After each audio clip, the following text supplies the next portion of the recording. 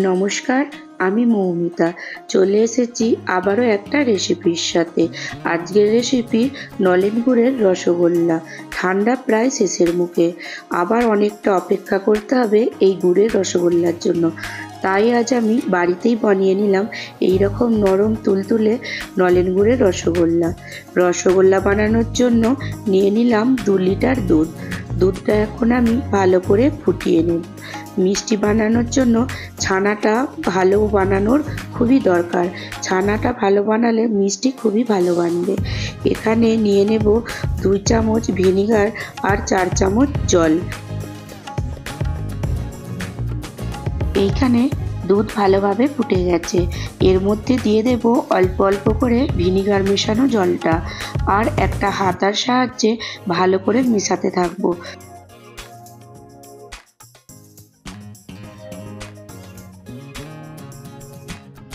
আস্তে আস্তে ছানাটা তৈরি হয়ে গেছে। এইবারে ছানার জলটা ঝরিয়ে নেব।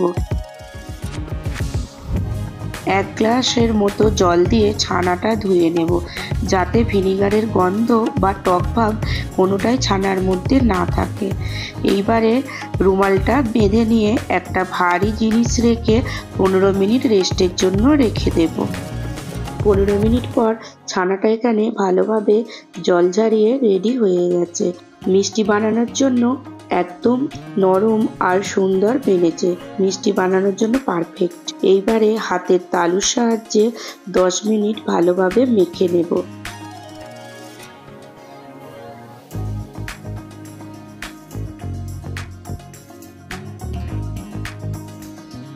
দিয়ে দেব 1.5 চামচ ময়দা আর 1/2 চামচ এলাচ গুঁড়ো।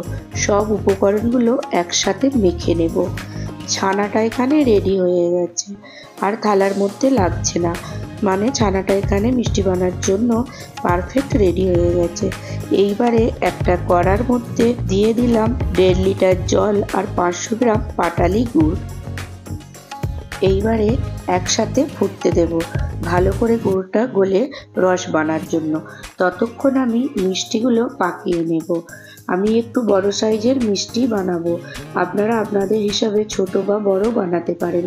মিষ্টি পাকানোর সময় প্রথমে একটু চেপে চেপে পাকাতে হবে, তারপর আস্তে আস্তে গোল করে নিতে হবে, তাহলে রসগোল্লাটা আর ফাটবে না বা রসে দিলে গলেও যাবে না।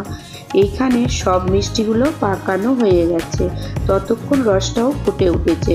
এইবারে ফ্লেমটা হাইয়ে রেখে মিষ্টিগুলো একটা একটা করে রসের মধ্যে দিয়ে দেব।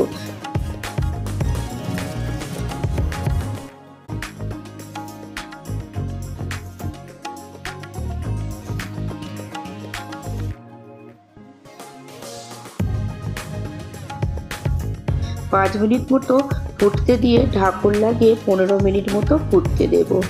যদি রস কম হয়ে যায় তাহলে অল্প অল্প করে হাতার সাহায্যে নর্মাল জল দিতে পারেন। এখানে 15 মিনিট পর মিষ্টি রেডি হয়ে গেছে। একটা মিষ্টি এইভাবে তুলে নিয়ে দেখবেন, যদি মিষ্টিটা তুবড়ে যায় তাহলে আবারও 5 মিনিট ফুটিয়ে নেবেন, আর যদি মিষ্টিটা না তুবড়ায় তাহলে মিষ্টিটা এখানে পারফেক্ট রেডি হয়ে গেছে।